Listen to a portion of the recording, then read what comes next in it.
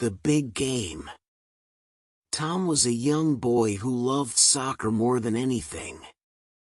Every day after school, he practiced in his backyard, dreaming of becoming a great player. He admired his favorite players and always wore his lucky soccer jersey. One day, Tom's school team was going to play a big game against another school. Tom was excited but also nervous.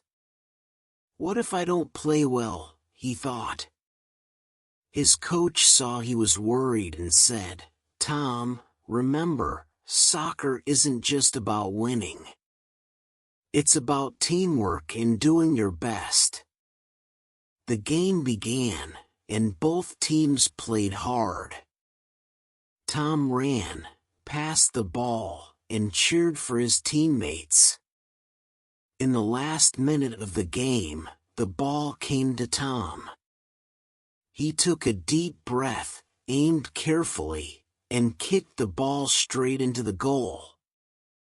The crowd cheered, and Tom's team won the game. But more than winning, Tom felt proud because he gave his best and supported his team.